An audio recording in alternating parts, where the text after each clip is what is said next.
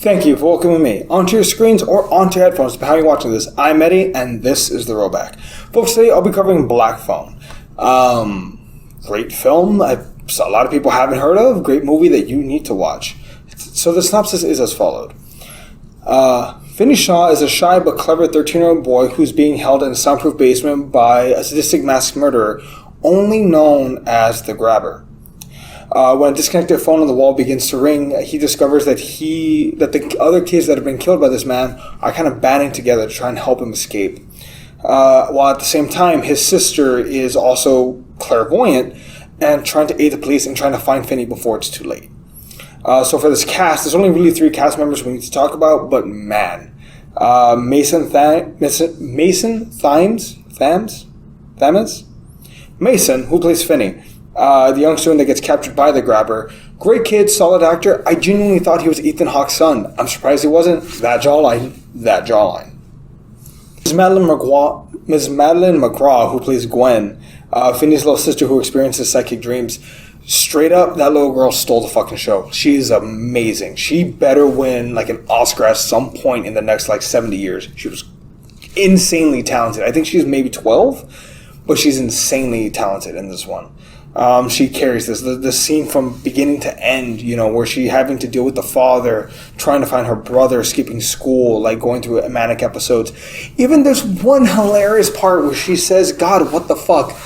Made me laugh. She's funny, she's serious, she can cry on command. She's an insanely great actress.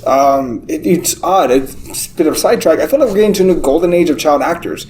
From Stranger Things to Home Before Dark to this. We're in good hands, folks. The kids, they're coming up strong.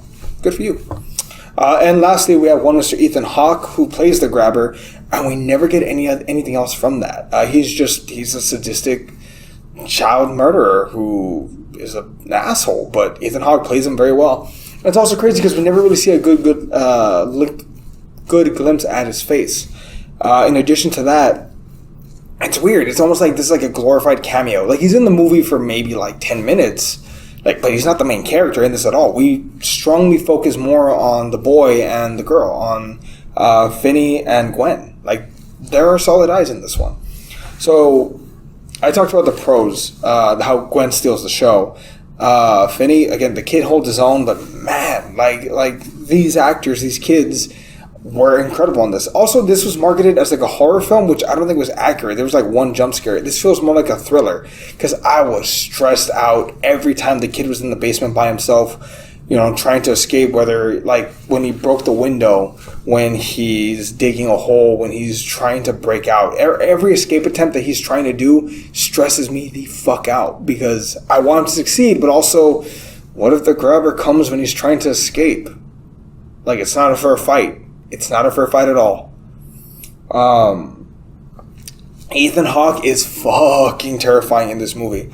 Not just because we never get to see his face, but also the way he acts. He's very threatening. He's very elusive. There's that one point where we see him sitting in the kitchen on a chair with a belt, shirtless, and he's just breathing heavy and with a mask, and it's Jesus Christ. It's terrifying. It's also terrifying because this can actually happen in the real world. Kids do go missing. Kids are kidnapped. This movie is not based on a true story, but it's terrifying because it's possible that it could happen. But on the flip side of it, the black phone that's in the room, that's in the soundproof room, when it rings, Finney can hear it, and so can the Grabber. The Grabber ignores it, but Finney can hear it. And the kids from the other side are communicating with him to try and help him escape. Kids that he's never met, kids that hate him, and kids who remember him, and even his best friend Robin, who talks him through how to fight back against the Grabber. He says, "Finn, you're a fighter. You've gotten beaten down, but you've gotten up every single time." Encouraging his friend, "You're going to get out. You're going to be the one." It's a take I've never heard of. I've never personally heard of this take before, but I love it. I love every part of it. Also, real quick, just to speak to the talent of making this movie. I can't speak for other people in other theaters, But in my theater, everyone was in an uproar when Finn was beating the shit out of him. Everyone was cheering, screaming, get him, when Finn was fighting the grabber.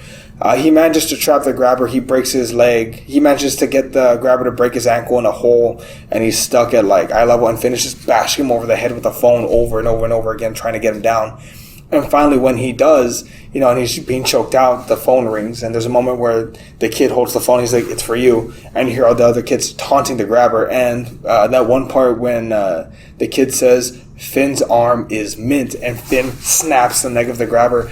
I'm sorry, satisfying 110%. I loved it. That was one of the most satisfying deaths I've ever seen in a film because of what a son of a bitch this guy was. I do like the fact, though, that they kept us in the dark. Along with Finn, we don't know anything about the grabber. We don't even know his name. We don't know his origin. We don't know why he's an abusive son of a bitch. We don't know any of that part. All we know is his name is the grabber. He's a monster, and he died, and the world is genuinely a better off place with him gone. Just like it's like it reminds me of Sinister, this movie that came out of nowhere and is incredibly solid that deserves a lot more praise than it gets. I encourage everyone to go watch this film genuinely. And this better be on my top 10. Otherwise, like, I don't know what else came out this year to warrant it, but solid top 10 film.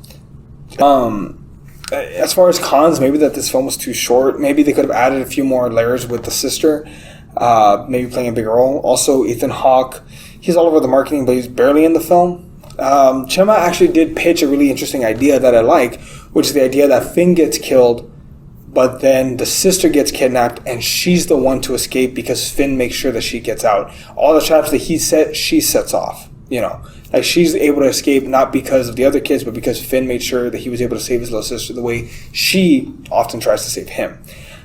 I think that would have been cute. But also, little tidbits of supernatural are welcome. I like it. I love the supernatural and whatnot. That said, this film is a B+, great movie. I recommend it to everybody. Go watch it. Go support this film.